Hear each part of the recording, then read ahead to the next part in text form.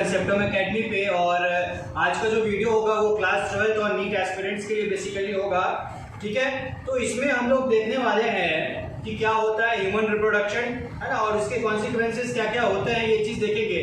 Earlier videos में हम लोग ये चीज़ देख चुके हैं रिप्रोडक्शन इन ऑर्गेनिज्म में कि क्या होता है रिप्रोडक्शन और उससे रिलेटेड टाइप्स क्या होता है, ठीक है। तो इस वीडियो में हम लोग बात करने वाले हैं ह्यूमन रिप्रोडक्शन की, जो कि ह्यूमन के बारे में पढ़ना है। तो उससे पहले मैं चाहूंगा कि आप लोग चैनल को लाइक करें, शेयर करें और सब्सक्राइब को ठोकिए, उस वाले रेड बटन को दबाइए, क्योंकि आपके लिए यहाँ पे मेहनत करते हैं। जितने व्यूज आते हैं उतना ही लाइक, उतना ही शेयर, उतना ही सब्सक्राइब आना चाहिए। मेहनत का फल मिलना चाहिए आपको भी और मुझको भी। चलिए बहरहाल आगे बढ़ते हैं ह्यूमन रिप्रोडक्शन की तरफ। तो जो ह्यूमन रिप्रोडक्शन है, जैसा कि हम लोग जानते हैं ह्यूमन बीइंग यानी होमो सैपियंस एक कॉम्प्लेक्स ऑर्गेनिज्म है।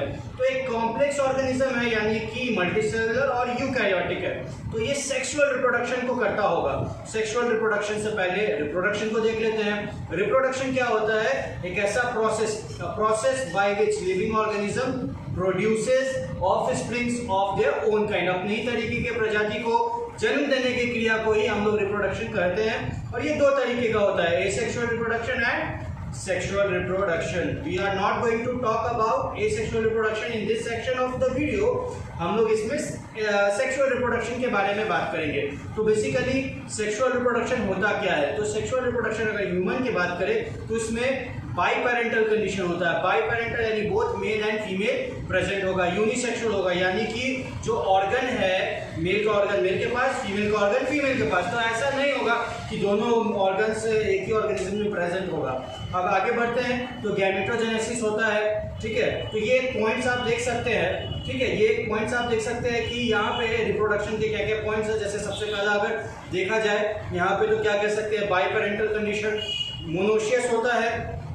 उसके बाद यूनिसेक्सुअल होगा, फॉर्मेशन ऑफ गैमेट। अब गैमेटोजेनेसिस होता है तो स्पर्म हो या ओवम हो, दोनों में जेनेटिक इंफॉर्मेशन का ट्रांसफर होता है डीएनए के माध्यम से, ठीक है।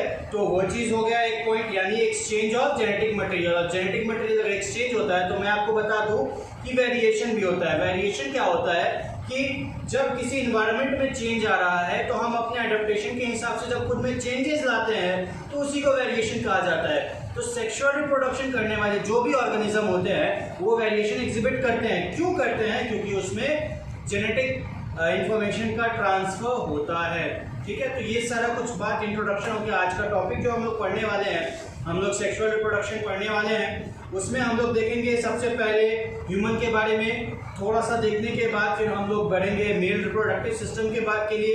मेल रिप्रोडक्टिव सिस्टम में हम लोग आज डिजीज के बारे में डिस्कशन करेंगे और उससे रिलेटेड कुछ क्लिनिकल टर्म्स होंगे जिसका क्योर क्या हो सकता है। वो जो डिजीज है तो डिजीज का क्योर क्या हो सकता है और उसके कुछ इंटरेस्टिंग वीडियोस वगैरह भी इस वीडियो में देखेंगे। बहरहाल वीडियो को आगे बढ़ाते हैं। ह्यूमन रिप्रोडक्शन की अगर बात करें तो रिप्रोडक्शन इंसान इसलिए करता है ताकि अपने रेस को यानी अपनी प्रजाति को आगे बढ़ा सके, मेंटेन करके रख सके। देखिए बोलने में बहुत ज्यादा एनर्जी लग रहा है, पेन भी हो रहा है, लेकिन कोई बात नहीं है। मैं बस इतना चाहता हूँ कि आप लाइक करें, शेयर करें, सब्सक्राइब करते रहे चैनल को। बहरहाल आगे बढ़ते हैं, ठीक है। चलिए, तो रिप्रोडक्शन ह्यूमन करता क्यों है? इसलिए करता है ताकि क्या करे, अपने रेस को, अपने स्पीसीज को आगे बढ़ाया जा सके। एक टर्म आता है जिसका नाम है एम्ब्रियोलॉजी। एम्ब्रियोलॉजी क्या होता है? बेसिकली ये एम्ब्रियोलॉजी जो है वो बायोलॉजी का ऐसा ब्रांच है एम्ब्रियोलॉजी, जिसमें हम लोग पढ़ते हैं कि किस तरीके से एम्ब्रियो से मतलब एग से एडल्ट का फॉर्मेशन किस तरीके से होता है। उसमें हम लोग एम्ब्रियोलॉजी को देखते हैं। एम्ब्रियोलॉजी में हम लोग क्या देखते हैं कि किस तरीके से एडल्ट का फॉर्मेशन एग से होता है। तो वो जो भी स्टेजेस होता है वो एम्ब्रियोलॉजी में हम लोग पढ़ते हैं। बहरहाल अब हम लोग अपना टॉपिक स्टार्ट करते हैं, मेल रिप्रोडक्टिव सिस्टम, ठीक है। तो चलिए, एम्ब्रियोलॉजी के बारे में हम लोग देख चुके हैं। अब हम लोग देखेंगे प्राइमरी सेक्स ऑर्गन के बारे में। प्राइमरी सेक्स ऑर्गन्स को गोनैड्स भी कहा जाता है। क्या कहा जाता है? गोनैड्स भी कहा जाता है। गोनैड्स की अगर बात करें तो जो मेल में गोनैड्स यानी प्राइमरी सेक्स ऑर्गन होता है, मेल में प्राइमरी सेक्स ऑर्गन टेस्टिस होगा, फीमेल में ओवरी होगा, ठीक है। अब प्राइमरी सेक्स ऑर्गन होता क्या है? प्राइमरी सेक्स ऑर्गन उसको कहते हैं जो डायरेक्टली इन्वॉल्व होता है गैमेट के फॉर्मेशन में। तो दो तरीके का सेक्स ऑर्गन होता है, एक प्राइमरी सेक्स ऑर्गन और एक secondary sex organ. Primary sex organ की अगर बात करें तो प्राइमरी सेक्स ऑर्गन इन्वॉल्व होता है गैमेट के फॉर्मेशन में, गैमेट के फॉर्मेशन में, ठीक है। और सेकेंडरी सेक्स ऑर्गन का काम होता है कि वो उस गैमेट को किस तरीके से ट्रांसफर करके इजैकुलेटरी डक्ट से होते हुए बॉडी से बाहर रिलीज करता है, या फीमेल गैमेट है तो उसको किस तरीके से एम्पुलरी स्टमक जंक्शन तक पहुंचाने का काम करता है, वो देखना होता है, ठीक है। तो बेसिकली अभी हम लोग स्टार्ट करने वाले हैं मेल रिप्रोडक्टिव सिस्टम से। यहाँ पे आप एक डायग्राम देख सकते हैं। ये जो डायग्राम है ये एनसीईआरटी का डायग्राम उठाया हुआ है। इसमें आपको देखना है कि किस तरीके से पार्ट्स इसका लेबल किया हुआ है। एनसीईआरटी का बेटा सारा डायग्राम आपके लिए इंपॉर्टेंट है, सारा डायग्राम इंपॉर्टेंट है, और किस तरीके से लेबल किया है वो भी सारी चीजें, जैसे कि आप इसमें देख सकते हैं। अगर बात करें, एक लिस्ट आपको दे देते हैं मेल रिप्रोडक्टिव सिस्टम का इस डायग्राम के बाद। पहले इसको देखिए, इसमें क्या क्या प्रेजेंट है, ग्लैंड्स प्रेजेंट है। कौन कौन सा? 3 एक्सेसरी ग्लैंड प्रेजेंट है। बल्बो यूरेथ्रल ग्लैंड जिसको काउपर्स ग्लैंड भी कहते हैं, बल्बो यूरेथ्रल ग्लैंड जिसको काउपर्स ग्लैंड भी कहता है। पहला ग्लैंड ऐसे अगर सीरियल वाइज भी पढ़ना है और उसके पोजीशन के हिसाब से, जो यहाँ पे अभी देखिए डायग्राम, पहला वो सबसे ऊपर है सेमिनल वेसिकल, फिर उसके नीचे प्रोस्टेट ग्लैंड, और सबसे नीचे छोटा सा गोल सिलेंड्रिकल लाइट वो है काउपर्स ग्लैंड जिसको बल्बो यूरेथ्रल ग्लैंड भी कहते हैं। तो बेसिकली ये जो 3 है वो एक्सेसरी ग्लैंड है। अच्छा, आपको एक चीज़ मैं बता दूं कि मैं हंड्रेड्स ऑफ स्टूडेंट्स को पढ़ाया, बहुत सारे ऐसे स्टूडेंट्स जो अभी अपने मेडिकल कॉलेजेस में पढ़ रहे हैं और अच्छा अपना एकेडमिक्स लेकर आगे बढ़ते हैं। तो एक एक्सपीरियंस कुछ मैं आपके साथ शेयर ये करना चाहता हूँ कि क्या क्वेश्चंस एनालाइजेशन करने के बाद एक टॉपिक जो मेल रिप्रोडक्टिव सिस्टम से बार बार पूछा जाता है, नीट हो या बोर्ड्स हो, वो है पाथवे ऑफ स्पर्म, कि किस तरीके से टेस्टिस से स्पर्म निकल के और किस तरीके से पेनिस से होके उसके बीच में किस किस ऑर्गन से पास होता है। तो ये एक समझ लीजिए कि मेरा बनाया हुआ एक ट्रिक है, ठीक है। वो ट्रिक क्या है, आप यहाँ पे देखिए 7 अप। तो 7 अप के अपने स्टूडेंट्स के लिए मैं ट्रिक बनाता हूँ हमेशा। तो ये ट्रिक आपके लिए हो गया, ये मेरा खुद का अपना बनाया हुआ ट्रिक है। बहरहाल फिर अब आगे बढ़ते हैं। पाथवे ऑफ स्पर्म आपके लिए बहुत इंपॉर्टेंट है, इससे रिलेटेड आप क्वेश्चन जो है बार बार पूछे जाते हैं, ये काफ़ी ज़्यादा इंपॉर्टेंट है। तो हम लोग अभी देख रहे थे एक्सेसरी रिप्रोडक्टिव ग्लैंड्स के बारे में, ठीक है, ये हो गया। अब हम लोग बढ़ते हैं आगे, वीडियो में हम लोग देखेंगे कुछ डिजीज के बारे में, कि कुछ ऐसा डिजीज है जो बार बार क्वेश्चंस नीट में पूछता है, ठीक है ना। और या तो आप कभी बैठे हैं कुछ क्वेश्चंस बना रहे हैं, तो मैं चाहता हूं कि जो मेरे वीडियोस हो उसमें मैं वो सारा डेटा प्रोवाइड कर दूं जिससे आपको प्रॉब्लम ना हो उससे उन क्वेश्चंस को बनाने में। तो चलिए अभी हम लोग देखेंगे मेल रिप्रोडक्टिव जो सिस्टम है उससे रिलेटेड क्या क्या डिजीज है। तो अभी जो डिजीज डिस्कशन करने वाले हैं उसका नाम है क्रिप्टोरकाइटिज्म। क्या है? क्रिप्टोरकाइटिज्म। तो क्रिप्टोरकाइटिज्म क्या डिजीज होता है? बेसिकली ये एक ऐसा डिजीज है जिसमें इनएबिलिटी हो जाती है, टेस्टिस जो है वो स्क्रोटम में नहीं आ पाता है। ये एक इनएबिलिटी है कि टेस्टिस जो है स्क्रोटम में नहीं आ पाता है, ठीक है। आमतौर पे क्या होता है कि प्रेगनेंसी के टाइम पे, डिलीवरी के टाइम पे, at the time of birth testis जो है डिसेंड होके स्क्रोटम पे चला आता है, कभी कभी 8 मंथ में भी आ सकता है। तो कुछ ऐसा केस होता है ना, कभी प्री मैच्योर प्रेगनेंसी यानी 9th मंथ से पहले प्रेगनेंसी, तो उस केसेस में कभी कभी ऐसा हो सकता है कि टेस्टिस जो है एब्डोमेन में ही रह जाए, ठीक है। तो उसके लिए क्या होता है, उसके लिए क्योर होता है अभी आपको बताऊंगा। तो ये क्रिप्टोरकाइटिज्म 2 तरीके का हो सकता है, एक यूनिलैटरल और एक बाइलैटरल। यूनिलैटरल में क्या होगा कि दोनों यूनिलैटरल में एक ही टेस्टिस नीचे आया, एक टेस्टिस नहीं आ पाया, ठीक है। और बाइलैटरल कंडीशन में क्या होता है, बाइलैटरल कंडीशन में क्या होता है कि दोनों टेस्टिस नीचे नहीं आ पाता है। तो ये 2 तरीके का क्रिप्टोरकाइटिज्म है, ठीक है।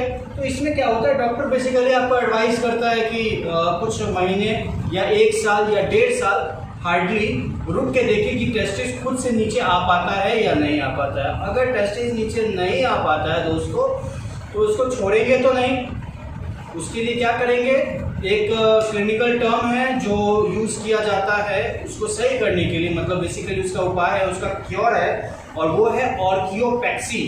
ऑर्कियोपेक्सी एक ऐसा सर्जिकल मेथड है जिसमें इंजाइनल कनाल, इंजाइनल कनाल क्या होता है, ये आप डायग्राम देखिए, ग्राफ स्केच स्क्रोटम का। तो स्क्रोटम में क्या है कि किस तरीके से ऊपर से इंजाइनल कनाल से होते हुए एब्डोमेन से इंजाइनल कनाल के थ्रू होते हुए टेस्टिस में आता है, स्क्रोटम में टेस्टिस आता है, ठीक है। तो अगर इंजाइनल कनाल किसी भी कारण से ब्लॉक हो गया है तो हो सकता है कि टेस्टिस नीचे ना आ पाए। तो ऑर्कियोपेक्सी में क्या होता है बेसिकली कि इलाज किया जाता है, कि किस तरीके से नीचे लाया जाए और उसको सर्जिकली ठीक करके टेस्टिस को फिर स्क्रोटम में लाया जाता है। टेस्टिस के बारे में बता दें आपको कि टेस्टिस में स्क्रोटम का जो काम होता है, स्क्रोटम का काम होता है कि वो टेम्परेचर मेंटेन करे। वो कितना टेम्परेचर मेंटेन करता है? 2 से 2.5 डिग्री सेल्सियस बॉडी टेम्परेचर से कम, यानी लेस देन बॉडी टेम्परेचर। और कितना लेस? तो 2 से 2.5 डिग्री सेल्सियस। अब ये नीट वगैरह में क्वेश्चन पूछता है तो ज़रूरी नहीं है कि वो लिखे 2, 2.5, हो सकता है 3, 5, 6, 4 दे दे। तो सबसे नज़दीक 2, 2.5 के कौन है? 3 डिग्री सेल्सियस। तो आप आंसर कौन सा मानेंगे? 3 degree Celsius.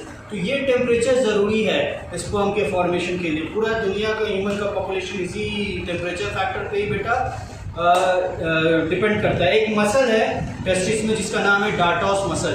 Dartos muscle involve होता है टेम्परेचर के रेगुलेशन में।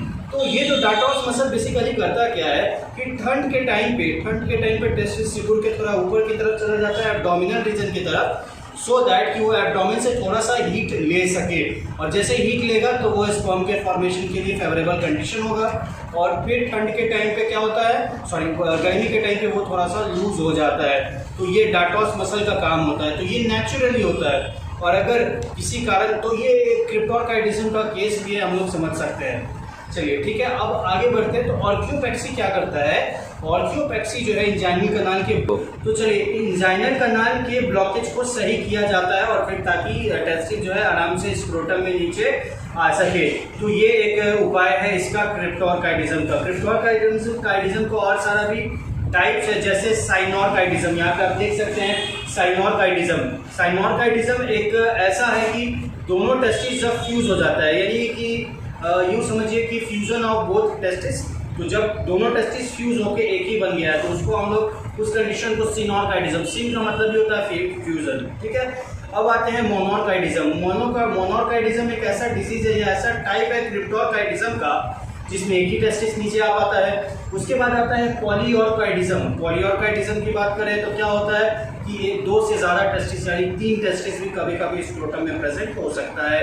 अब बात कर लेते हैं ऑर्काइटिस के बारे में। तो ऑर्काइटिस एक ऐसा डिजीज है जिसमें टेस्टिस जो है उसका साइज थोड़ा सा स्वेल कर जाता है, फूल जाता है, यानी इसमें इन्फ्लामेशन हो जाता है। तो ये एक डिजीज है ऑर्काइटिस। और एक और डिजीज है हाइड्रोसील, जो कॉमनली लोग यूज कर देते हैं।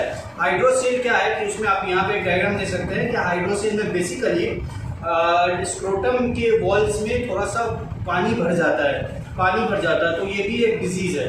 ठीक है, तो ये सारा डिजीज था क्रिप्टोरकाइटिज्म से रिलेटेड, जिसका इलाज भी कह सकते हैं कि अगर यूनिलैटरल या बायलैटरल कंडीशन है या मोनोरकाइटिज्म है तो इसका क्योर जो है वो होता है ऑर्कियोपेक्सी। चलिए अब बात कर लेते हैं एक और डिजीज की। वो डिजीज है इंजाइनल हर्निया। बार बार इंजाइनल वर्ड आ रहा है, आप लोग को बताएं क्या कि इंजाइनल कनाल होता क्या है। ये शर्त पे बताएंगे बेटा। पहले चैनल को कर लो सब्सक्राइब, लाइक और शेयर। ठीक है, अच्छे से लाइक करो, शेयर करो, बड़ा मेहनत लगता है, इसीलिए चैनल को लाइक करो, शेयर करो, सब्सक्राइब करो, अपने दोस्तों के साथ शेयर करो, पॉजिटिव एनर्जी दो ताकि पॉजिटिव एनर्जी ले सको। कुछ देने के लिए कुछ लेना जो है जरूरी पड़ता है, कुछ थोड़ा एनर्जी दिखाओ यार। चलिए अब आगे बढ़ते हैं। तो हम लोग इंजाइनल हर्निया के बारे में बात कर रहे थे। कभी अगर आप लोगों के घर में खुदा न खास्ता कि हुआ हो कभी, लेकिन किसी को अगर हुआ हो तो शायद आपने क्लोज से देखा हो कि हर्निया में कितना ज़्यादा इंटेंस पेन करता है। अब होता क्या है कि नॉर्मल केस में, अब इसको समझेंगे थोड़ा सा। नॉर्मल केस में क्या होता है कि जब at the time of delivery testis जो है एब्डोमेन से स्क्रोटम में चला आता है। ठीक है, और उसके बाद इंजाइनल कनाल हो जाता है बेटा ब्लॉक। अब टेस्टिस ऊपर से नीचे आया और इंजाइनल कनाल हो गया ब्लॉक। अब इंजाइनल कनाल ब्लॉक हो गया तो टेस्टिस वापस ऊपर नहीं जा पाता है। लेकिन कभी ऐसा हो जाए कि इंजाइनल कनाल ब्लॉक नहीं रहे तो कुछ लोग, जैसे कि ये हेवी वेट लिफ्टिंग करते हो, है ना, या फिर उनके एब्डोमेन में बहुत ज़्यादा प्रेशर पड़ता हो, बार बार खांसी होता है, खांसी होने के दौरान यहाँ पे एब्डोमेन, या फिर जैसे मैं बोल रहा हूँ बहुत ज़्यादा प्रेशर, यहाँ पे पेन भी हो रहा है, तो जैसे बहुत ज़ोर से बोलूँ खांसी करूँ तो यहाँ पे एब्डोमेन पे ये सब एरिया में फर्क पड़ता है। ठीक है, तो उससे क्या होता है कि एब्डोमिनल रीजन पे अगर बहुत ज़्यादा, और आपका इंजाइनल कनाल ब्लॉक नहीं है, इंजाइनल कनाल ब्लॉक नहीं है और बहुत ज़्यादा हेवी वेट लिफ्टिंग कर रहा है तो फिर प्रॉब्लम हो सकता है। प्रॉब्लम क्या हो सकता है? प्रॉब्लम ये हो सकता है कि उस इंजाइनल कनाल के रास्ते आपका इंटेस्टाइन, लार्ज इंटेस्टाइन का कुछ लूप यानी लूप ऑफ इंटेस्टाइन चला जाए। किसमें चला जाए? स्क्रोटम में, और बहुत ज़्यादा इंटेंस। आप कुछ पिक्चर्स यहाँ पे देख सकते हैं हर्निया का, बहुत ज़्यादा इंटेंस पेन करता है। इसका सिर्फ एक ही इलाज है, सर्जरी, ऑपरेशन, और कोई इसका उपाय नहीं है। तो हेवी वेट लिफ्टिंग जो भी करते होंगे उनको देखते होंगे, वो क्या करते हैं, अंडरगारमेंट्स जो भी पहनते हैं वो बहुत टाइट पहनते हैं। वो इसलिए पहनते हैं कि एब्डोमेन पे कम प्रेशर पड़े। जितना ज़्यादा स्क्रोटल कवर किया जाएगा टाइटली उतना बेहतर रहेगा इस कंडीशन में इंजाइनल हर्निया को प्रिवेंट करने के लिए। बहुत हेवी वेट लिफ्टिंग अगर करते हैं तो इंजाइनल हर्निया कॉज हो सकता है। इसका एक ही क्योर है, ऑपरेट करके फिर इंजाइनल कनाल को ब्लॉक करके लूप को फिर अपने जगह पे पहुंचाया जाता है। आगे के कुछ वीडियोस आएंगे जिसमें मैं बताऊंगा कि किस तरीके से ऑपरेट किया जाता है। और नेक्स्ट वीडियो में हम लोग एक और सर्जिकल मेथड यानी ट्यूबेक्टोमी और वैसेक्टोमी के बारे में भी बात करेंगे, और किस तरीके से कट करके थ्रेडिंग किया जाता है उसकी वीडियोस भी मैं आपको दिखाऊंगा। तो इस वीडियो में हम लोग क्या क्या देखें, मेल रिप्रोडक्टिव सिस्टम के बारे में ये चीज़ देखें कि क्या क्या इससे डिसीजेज होता है, क्रिप्टोकाइटिज्म। एक चीज़ और देख लेते हैं, कैस्ट्रेशन। चलिए कैस्ट्रेशन के बारे में, ये आपका प्यार है कि मुझे और आगे वीडियो बनाने पे मजबूर कर रहा है। आप भी अपना प्यार दिखाएं, लाइक करके, शेयर करके, सब्सक्राइब करके, और बेल आइकन को जरूर प्रेस करें ताकि अगर न्यू वीडियोस आए तो वो आप लोग देख सके। तो कैस्ट्रेशन की बात कर ले तो कैस्ट्रेशन क्या है? कैस्ट्रेशन एक बायोलॉजिकल टर्म है जिसको यूज किया जाता है, जैसे कि रिमूवल ऑफ टेस्टिस। बेसिकली ये क्या है, कैस्ट्रेशन में क्या किया जाता है? Removal of testis. और बेसिकली कभी कभी कि ऑक्स मतलब समझते हैं सांड, तो सांड को ऑक्स का अगर टेस्टिस निकाल दिया जाए तो उसको बुल में कन्वर्ट उल्टा बोल दिया मैंने, सॉरी, माफी चाहता हूँ। बुल को ऑक्स में कन्वर्ट करने के लिए कैस्ट्रेशन किया जाता है। ठीक है, बुल जैसा कि आप जानते हैं रेड बुल वगैरह का ड्रिंक भी, एनर्जी ड्रिंक भी आता है। तो बुल जो होता है वो बहुत ज़्यादा एग्रेसिव होता है क्योंकि उसके पास टेस्टिस प्रेजेंट होता है। बहुत सारे स्टूडेंट के लिए सवाल आता है कि ज़रूरत क्या पड़ती है सर बुल का टेस्टिस निकाल के उसको ऑक्स में कन्वर्ट करने की? तो देखिए ये कोई मजा करने के लिए नहीं, मतलब ऐसा नहीं क्या हुआ है बैल इधर आओ हमारा टेस्टिस देखें थोड़ा कैसा काला जामुन के जैसा, ऐसा नहीं करते हैं। बेसिकली मतलब अगर उसको कैंसर हो गया उसके या फिर किसी तरीके का डिजीज है और अनकंडीशनली उसका टेस्टिस को रिमूव करना पड़ रहा है तो उस प्रोसेस को कैस्ट्रेशन कहते हैं। और जब मेल के अंदर से बुल के अंदर से बुल जो है वो मेल ही होता है, तो उसके अंदर से अगर टेस्टिस निकाल दिया जाएगा तो वो क्या बन जाता है पता है आप लोग को? उसके अंदर जैसे कि अगर टेस्टिस निकल गया तो मेल हार्मोन नहीं बनेगा यानी टेस्टोस्टेरोन नहीं बनेगा, और अगर टेस्टोस्टेरोन नहीं बनेगा तो उसके अंदर मेल का कुछ कैरेक्टर्स नहीं होगा, जैसे कि एग्रेसिवनेस कम हो जाएगा, है ना। देखते हैं ना बुल कितना ज़्यादा एग्रेसिव हो जाता है। उसके बाद देखिए शांत स्वभाव में एक जगह बैठा हुआ बैल कहीं पे, ठीक है। तो इधर देखिए बुल, इधर देखिए ऑक्स, बुल और ऑक्स कितना फर्क हो गया? टेस्टोस्टेरोन। इसीलिए कभी कोई लड़का बहुत एकदम शांत स्वभाव का हो तो गड़बड़ है। चलिए थोड़ा सा एग्रेसिव तो मेल होते ही हैं, बहरहाल आगे बढ़ना चाहिए। उस एग्रेसिवनेस को कंट्रोल करना भी मेलनेस ही है, मैस्कुलिन नेचर ही है। चलिए आगे बढ़ते हैं, इसको गलत वे में ना लेना है तो कहीं और लें। बहरहाल आगे बढ़ते हैं। तो कैस्ट्रेशन एक चीज़ है जिसको, अच्छा ये मेल और फीमेल में भी होता है। कैस्ट्रेशन ह्यूमन मेल में भी कराया जाता है कि अगर किसी को प्रोस्टेट कैंसर वगैरह हो जाता है, और प्रोस्टेट कैंसर वगैरह अर्ली एज में नहीं होता है, इतना अर्ली एज में नहीं होता है, 45 प्लस 50 प्लस में होता है। तो जब प्रोस्टेट ग्लैंड को निकाला जाता है तो उसके साथ साथ टेस्टिस को भी रिमूव कर दिया जाता है, या फिर टेस्टिस क्रश कर जाए, डैमेज हो जाए या फिर कैंसरस हो जाए तो उसको रिमूव कर दिया जाता है। तो कैस्ट्रेशन, तो इसका यूज़ कहाँ किया जाता है? अगर बात करें कमर्शियली यूज़ में तो ऑक्स को बुल को ऑक्स में कन्वर्ट करने के लिए किया जाता है। तो अगर किसी को बैल बुद्धि अगर बोल रहे हैं तो कौन सा मतलब इसका निकल के आता है, ये वीडियो में आप लोग आज समझ गए। तो कैस्ट्रेशन बेसिकली क्या है? रिमूवल ऑफ टेस्टिस, ठीक है।